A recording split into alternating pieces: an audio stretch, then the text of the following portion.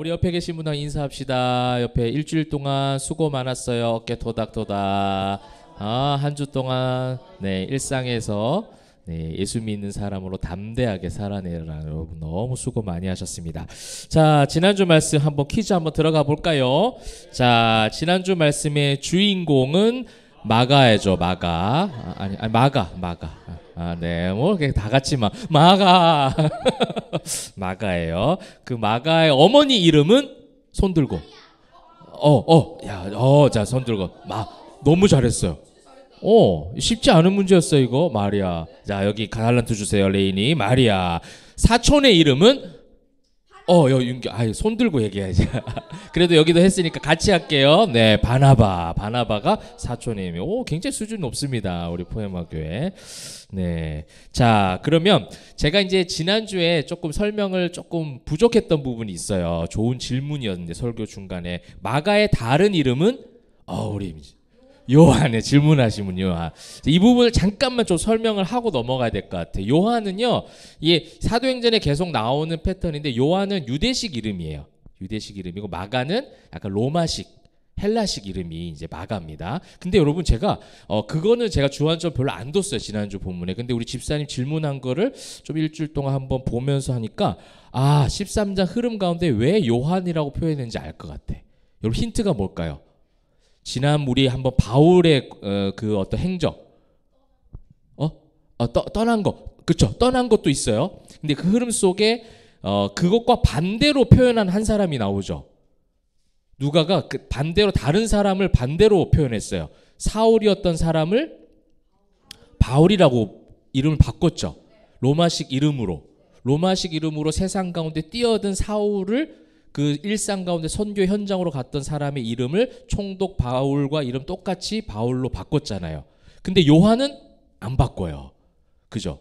이게 요한은 아직은 도망갔고 완성되지 않은 일상 가운데 하나님의 그 사람으로서 복음을 가지고 담대하게 뛰어들지 않은 그 이름의 상태를 계속 표현하더라고 보니까. 그러니까 마가라는 표현은 나중에 나오거든 이제. 근데 이 13장에는 마가라고 표현 안 하고 그래서 요한에 머물러 있는 거지. 유대식 이름에 머물러 있는 거를 누가는 너무나도 이 계산적 과학적인 사람이라서 우리가 잠시 잠깐 놓쳤는데 집사님이 너무 좋은 질문 해가지고 그 당연한 듯이 넘어간 이야기였거든 저한테는. 근데 이거 당연한 게 하나도 없구나. 한 구절 한 구절이. 그래서 여러분 마가는 로마식인데 그 마가라고 누가가 바울처럼 표현을 하지 않고 바꾸지 않았다라는 거. 이것이 어떻게 보면 좀 우리에게 주는 힌트가 될 수 있겠어요. 완전한 변화가 아직은 덜 이루어진 거죠. 자, 여러분 그래서 근데 마가는요 나중에 어떤 사람이 되었는지 말해볼 수 있어요. 나중에는. 그러나 성령께서 말씀하셔서 예, 마가복음 어쨌다는 거예요? 예, 잘했어요. 자, 너무 뭔가 불안하면서 얘기를 하시는 그 표정이 자신감이 있는 것 같으면서도 약간 불안불안. 맞아. 마가복음. 잘했어요. 이 두 가지만 알면 되는 거야. 그죠? 마가복음의 저자로 하나님께 세우셨고 바울은 그 사람을 내게 유익한 사람이다. 원래는 바울이 그랬죠. 15장 가서는 저 사람 나를 떠나가 무슨 의미였죠? 오늘 집사님 오늘 라면 한 4개 드시겠는데요? 배신과 배반이잖아. 저거는 나한테 그러니까 유익하다, 유익하지 않다? 전혀 유익하지 않은 사람이에요. 근데 나중에는 하나님께서 성령께서 그를 만들어 가시고 내게 유익한 사람으로 하나님이 변화시켜 가시더라. 우리 안에 나도 그렇고 우리 주변에 마가와 같은 사람들이 많이 있을 수 있다. 근데 우리가 평가하고 정죄하기보다는 하나님께서 우리를 세워 가신다. 그런 말씀 나누었습니다. 우리 서로에게 박수. 잘했습니다, 여러분. 수준이 너무 높습니다. 자, 오늘 말씀의 제목은 뭡니까? 하는 종교에서 하나님을 믿는 신앙. 제목이 많이 길죠. 근데 여러분 뭐 낯선 이야기 아니죠. 제가 매일의 묵상을 통해서도 계속 얘기하는 거예요. 예수님이 이 땅 가운데 오셔서 하셨던 사역이 그거였고, 이제 오늘 바울이 이제 오늘 이제 갔던 장소가 어디라고 여러분 성경에서 읽었어요? 바로 말할 수 있는 사람? 저기 우리 네, 아까부터 계속 입이 찢어져라 지금 방송실에서 지금 외치고 있는 저 한 청년을 바라보라. 네, 저기 달란트 주십시오. 네, 그죠. 비시디아 안디옥으로 가게 되었습니다. 자, 그러면 오늘 이제 이 사도행전을 보시게 되면요, 사도행전에는 여러 편의 설교들이 등장을 해요. 제일 첫 번째 나왔던 설교가 누구의 설교였을까요? 네, 베드로. 베드로가 설교했죠. 성령의 충만함으로 마가다라 앞에 모인 사람의 충만함을 입은 후에 베드로가 사람들한테 설교를 하니까 믿는 자의 수가 막 3,000이나 막 더해져. 그 교회가 막 커져갔죠. 초대 교회가 생겨나는 역사가 일어났죠. 그 다음에 또 어떤 대표적인 설교가 있을까요?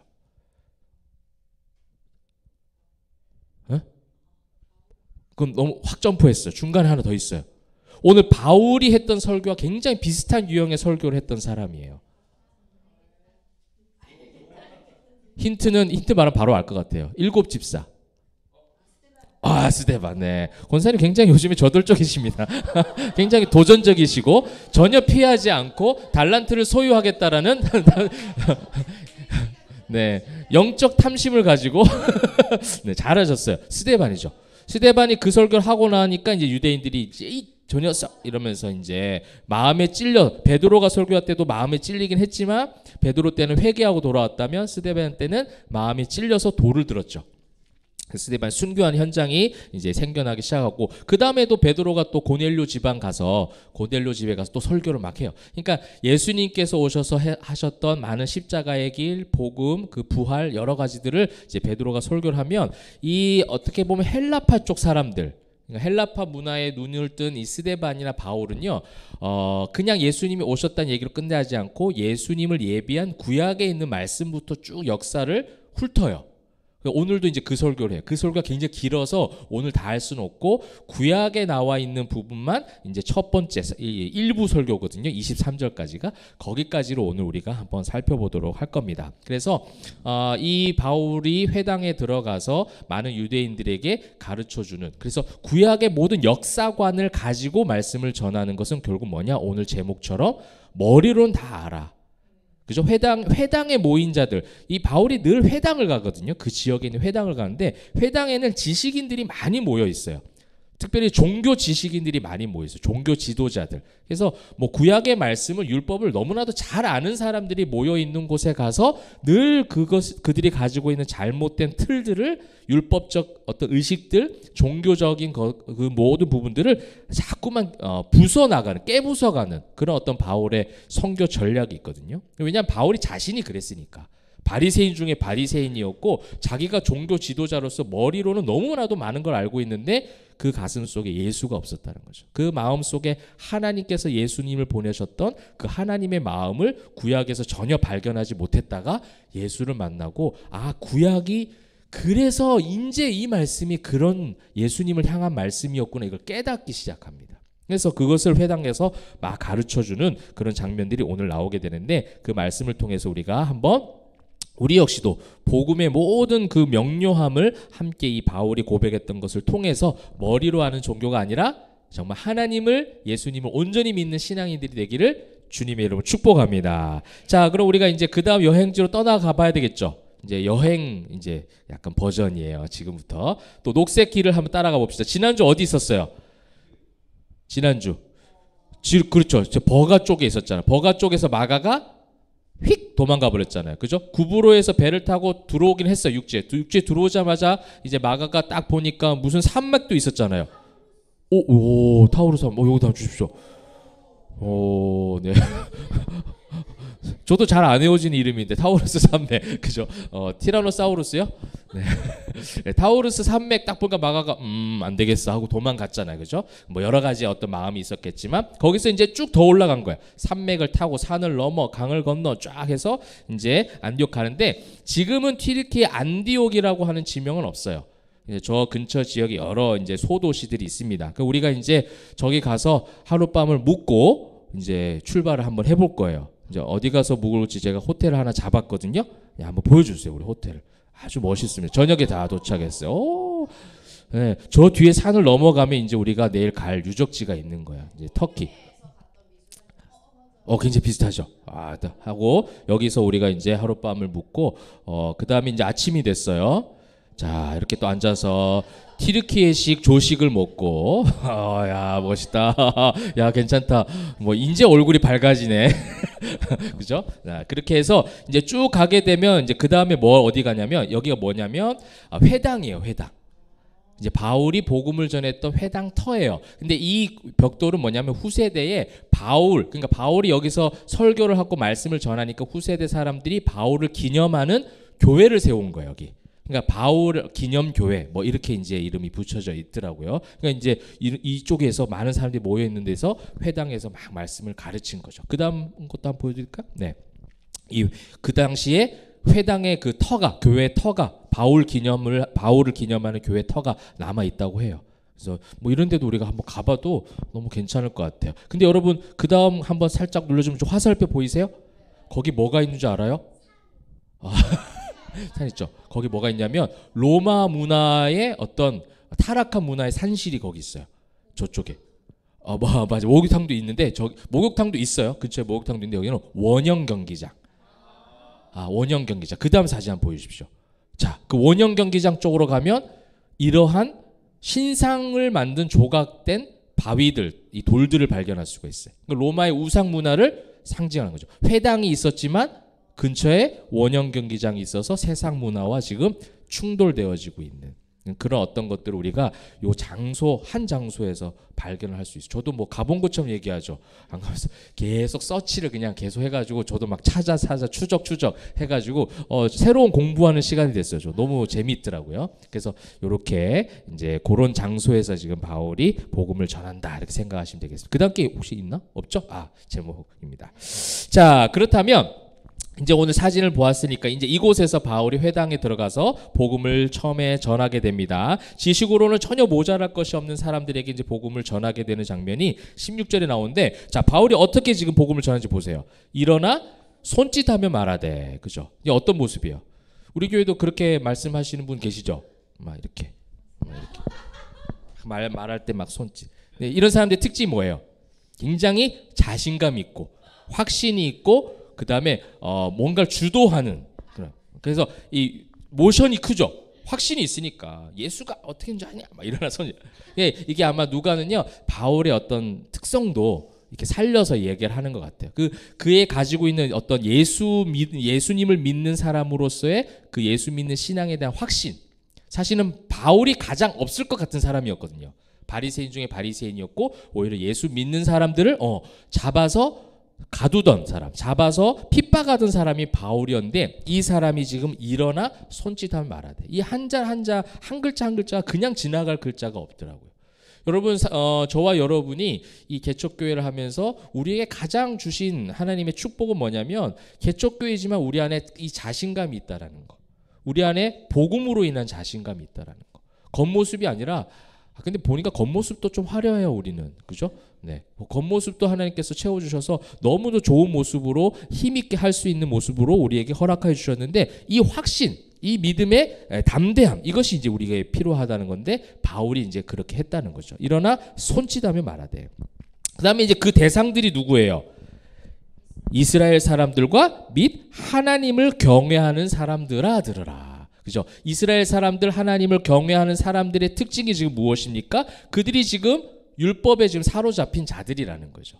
이스라엘 사람들, 하나님을 경외하는 사람들, 하나님을 경외한다고 하지만 하나님을 경외한다는 것은 결국 두려워한다는 의미도 있거든요. 이제 말씀 때문에 그렇게 하고 있지만 결국 그들의 신앙은 지금 머리로 하는 종교였다라는 것을 지금 표현하는 거죠. 그러면 이제 바울이 어떤 설교를 했느냐? 역사의 모든 것을 담고 있는 이 말씀. 자, 여러분 여기서 우리가 이제 예전에 제가 말씀드렸던 이제 기독교적인 기독교 세계관, 성경에서 말하는 기독교 세계관 세 가지 뭐죠?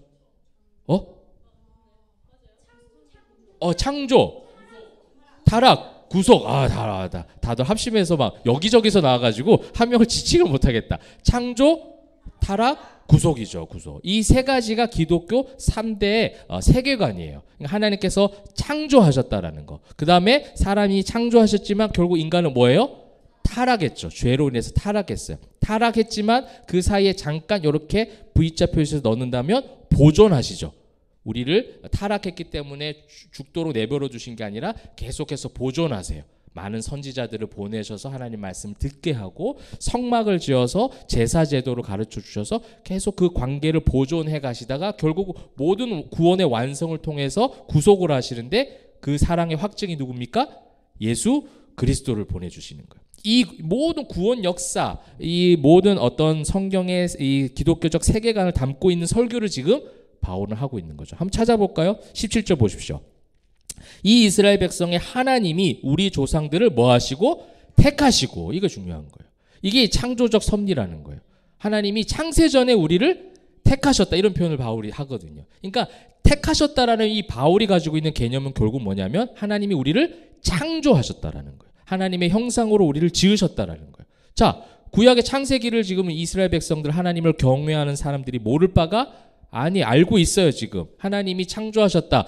첫째 날은 빛이 있고 그 다음에 뭐가 있고 다 알고 있어요. 인간을 마지막 6일째에 창조하셔서 그 생명이 되게 하시고 영을 불어넣으셔서 우리에게 그런 하나님 형상으로 만드셨다는 것을 말씀으로 그 기록된 글자로 다 알고 있어요. 그런데 그 하나님의 창조하심으로 인하여 타락한 이 백성들, 또 타락한 백성들 구원하시기 위한 메시아 예수 그리스도, 여기까지는 가지 못하고 있는 거죠. 하나님이 우리를 택하셨다는 게 굉장히 중요합니다.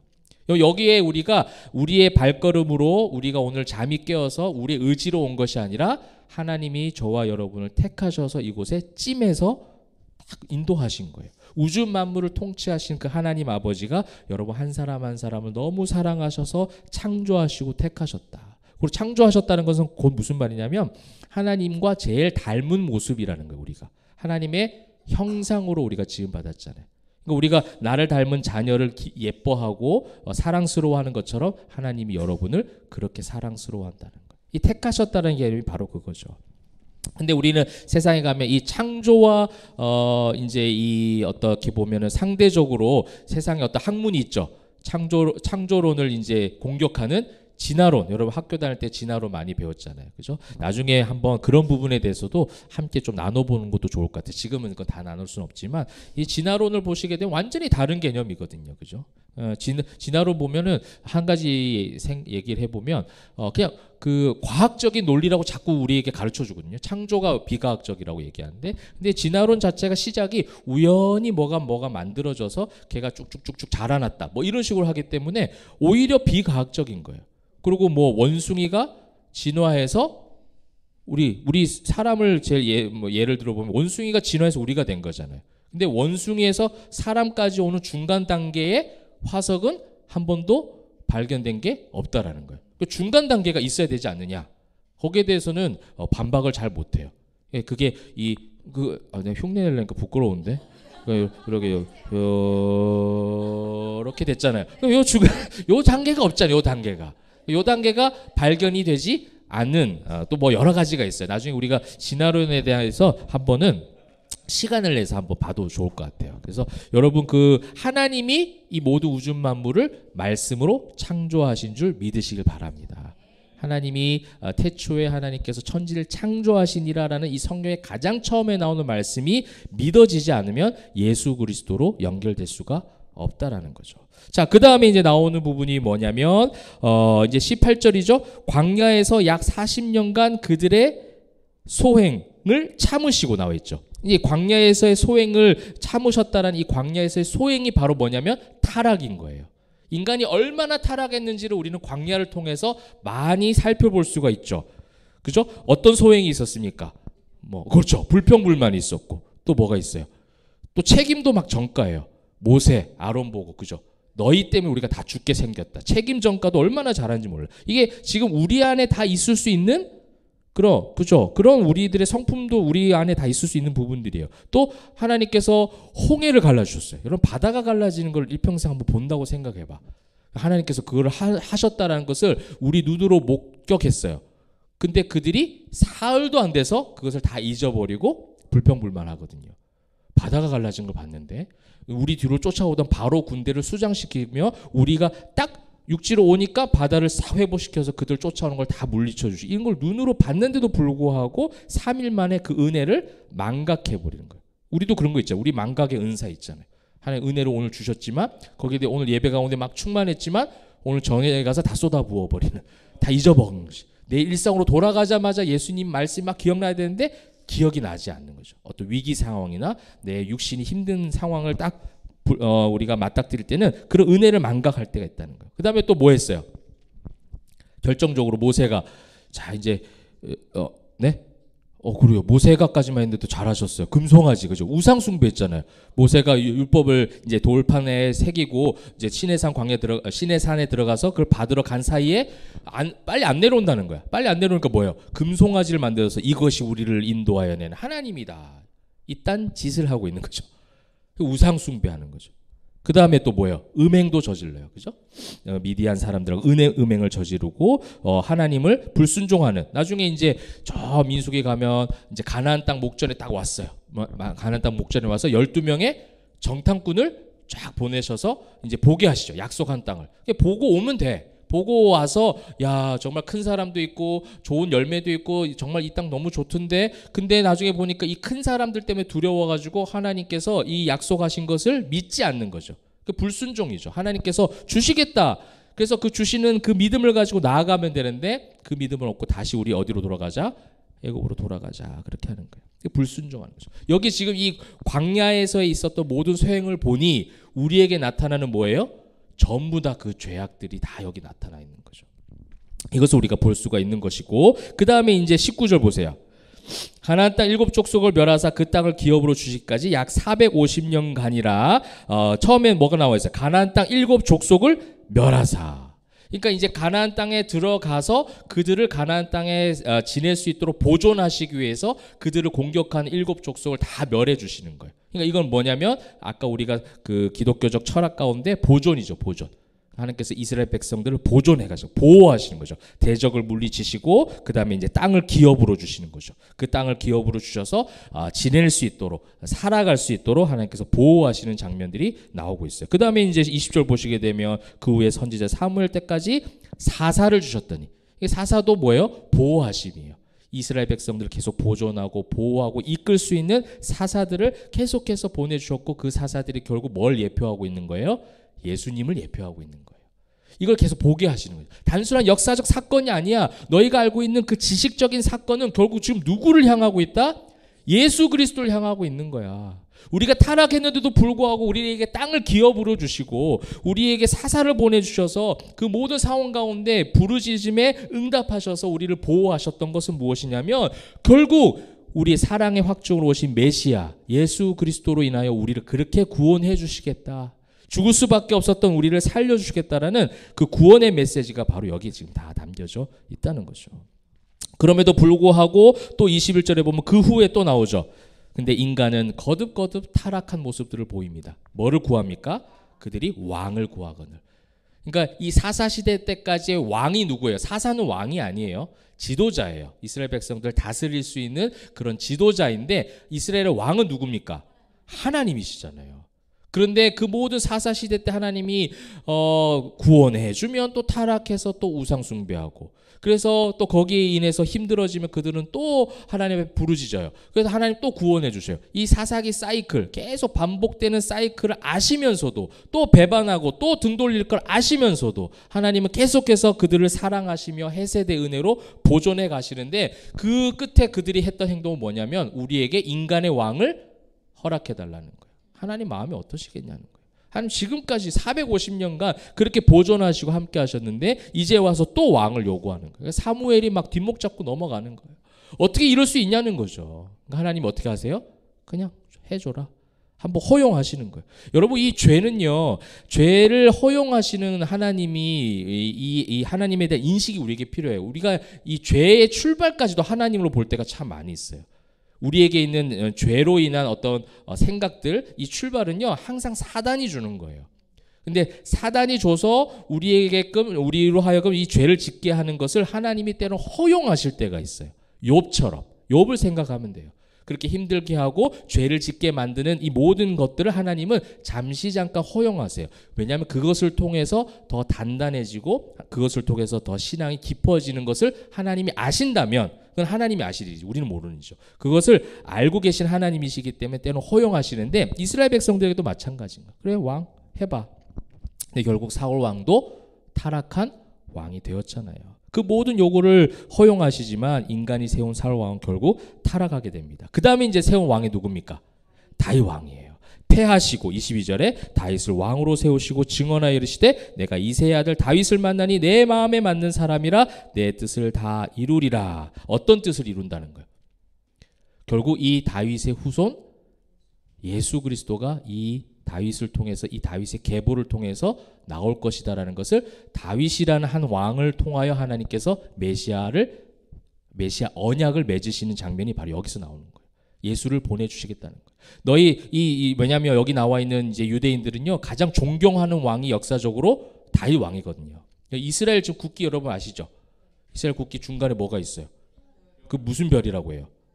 예, 다윗의 별이라고 해요. 다윗의 별. 그러니까 그 다윗에 대해서 굉장히 이 유대인들은요 엄청난 존경심을 갖고 있어요. 근데 그 존경심이 다윗 왕 때 가장 번영했기 때문에 존경하는 거거든.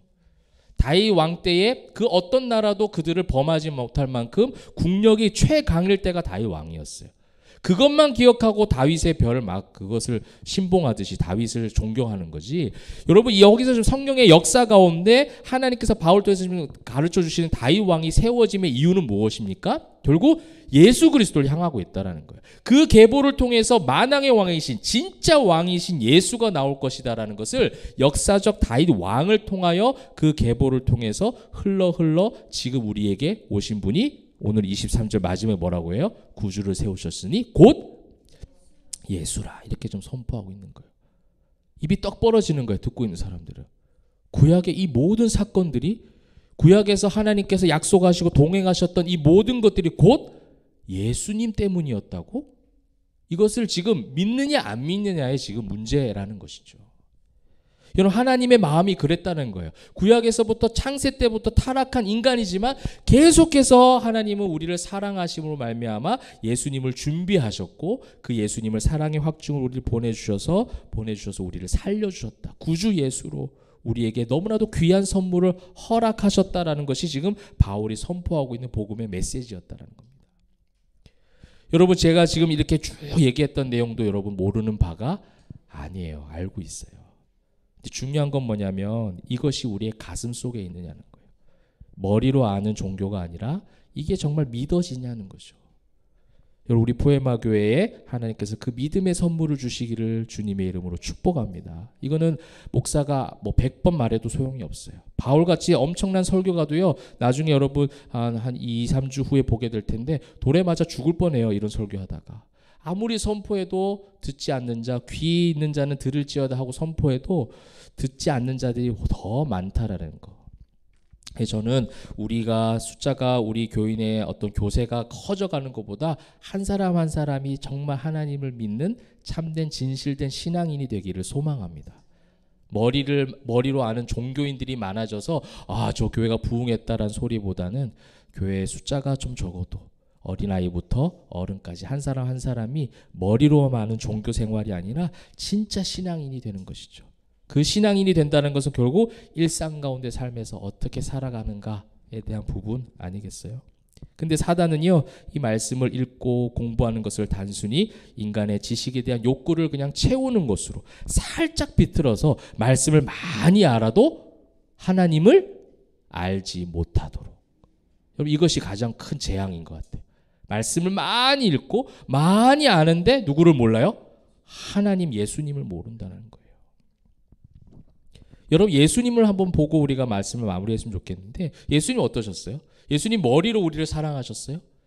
예수님은요 진짜 하나님을 믿는 신앙을 가지고 하나님께서 보내심으로 말미암아 이 땅 가운데 직접 낮은 자의 모습으로 우리와 함께 하시기 위해서 이 땅 가운데 오셨어요. 죽기 위해 이 땅에 가장 낮은 모습으로 오셨고 그렇게 3년 동안 제자들을 가르치고 복음을 전하고 치유의 사역, 기적 모든 것을 보여주셨지만 이 제자들은 나중에 다 어떻게 합니까? 십자가 앞에서 다 떠나버려요. 배반하는 놈도 있고 놈이라고 해서 죄송합니다. 배반하는 놈도 있고, 배반 안 하겠다, 죽기까지 따라가겠다 한 놈도 배반하고, 그죠? 그렇게 아시면서도 우리 매일의 묵상 여러분 해보셨겠지만 어떻게 해요? 예수님은 그들의 발을 더 씻겨주시는 거예요. 그들의 발을 씻기시고 또 사랑하는 거예요. 머리로만 알지 않았어요. 머리로 알지 않으니 삶으로 보여주는 거예요. 너희가 거룩하기를, 너희가 그 거룩함 안에서 하나가 되기를. 왜 그렇게 서로 자꾸 커지려고 해? 왜 그렇게 서로 자랑하려고 해? 왜 그렇게 서로 그 의로움에 빠져서 종교 생활하고 있어? 복음 안에서 자유하면 좋겠어. 복음 안에서 진리 안에서 너희가 자유하기를 내가 바래. 그걸 위해서 내가 죽기 위해서 내가 이 땅 가운데 왔잖아. 그러나 죽음으로 끝나는 것이 아니라 나는 부활할 거야. 부활한 이후에 성령님을 통해서 너희와 동행할 거고, 너희에게 그 성령의 충만함으로 이 땅 가운데 넉넉히 승리할 수 있도록 내가 너희와 세상 끝날까지 함께 할 거야. 이렇게 말씀해 주신 것이 바로 예수님이에요. 이건 머리로만 아는 신앙이 아니잖아요. 우리를 너무나도 가슴 깊이 사랑하셔서 이 땅 가운데 오셔서 보여주신 예수님의 모습이었어요. 여러분, 우리를 위해서 죽으셨다는데 할 말이 더 필요하겠습니까? 우리 역시도 마찬가지죠. 성경을 우리가 지금 매일의 묵상 읽잖아요. 하나님께서 그 은혜를 주신 것 같아요. 너무나도 귀한 은혜를 우리 개척하고 말씀을 벌써 그 이독 지금 하고 있는 거죠. 말씀을 2번 읽는데 그 말씀을 읽으면서 말씀의 어떤 지식의 충만함 뿐만 아니라 머리로 아는 종교에서 정말 하나님을 믿는, 예수님을 믿는 신앙인들이 되시면 좋겠고, 이것이 우리 교회의 가장 중요한 철학이에요. 이게 가장 중요한 하나님께서 우리에게 보이신 방향성인 것 같아요. 이것을 통해서 저와 함께 힘있게 말씀으로 새롭게 세워지는 우리 교회, 우리 성도님들 되시기를 주님의 이름으로 축복합니다. 자, 말씀을 맺도록 하겠습니다. 어제 집사님들과 긴급 회의를 열었어요. 라고 말하고 싶지만 긴급 회의가 아니라 그냥 말하다가 회의가 돼버렸어요. 우리는 늘 그래요. 회의하자가 아니라 뭐 얘기하다가 교회 이야기를 하다가 하나님께서 자연스럽게 얘기를 하게 해주셨습니다. 근데 어제 저녁에 또 와서 말씀을 함께 잠깐 제가 말씀을 한번 정리하면서 다시 묵상하는데 어제 오후에 이야기 나눴던 거가 연결이 되더라고요. 우리가 이제 내년에 이 지금 매일의 묵상 매일 하는 것을 어떤 식으로 우리가 내년에는 좀 새롭게 한번 해볼까. 지금 구체적인 게 다 나오진 않았지만 그 이야기의 중심된 내용은 무엇이냐면 말씀을 많이 읽는 것 하나님께서 하게 해주셨으니까 이제 어떻게 해요? 그 말씀 속에 하나님께서 뭘 말씀하시는지에 대해서 조금 더 심층적으로 성경을 연구하고 묵상하는 시간들을 한번 만들어 보자. 이렇게 됐어요. 그래서 제가 저녁에 와서 기도하면서 느껴보니까 하나님이 이렇게 인도하시는구나. 계속 말씀 안에서 처음에 어린아이처럼 먹이시고, 그죠? 조금 더 그 다음 단계로 좀 더 깊이 있게. 우리가 100일에 묵상할 때는 하루에 그죠? 10몇 장씩 막 이렇게 읽었잖아요. 그래서 말씀을 읽는 습관, 훈련. 그래서 함께 그 말씀 안에서 그렇게 읽는 훈련들을 해왔다면 이제 그 다음 우리 이번 해에는 어떻게 했어요? 좀 더 깊이 있게 들어갔잖아요. 한 서너 장씩의 말씀들을. 근데 내년에는 이제 어떻게 하냐면 정말 한 구절 가지고 말씀 함께 나누고 이야기하고 이런 시간들을 아마 조금 구체화되면 이제 얘기를 말씀을 드리겠지만 그렇게 하시게 할 것 같고, 어제 그 이야기가 나오게 한 이후에 오늘 이 말씀을 보게 하시는 것을 보면서 거기에 대한 확신이 더 많이 들더라고요. 그래서 우리가 이건 말씀밖에 없구나.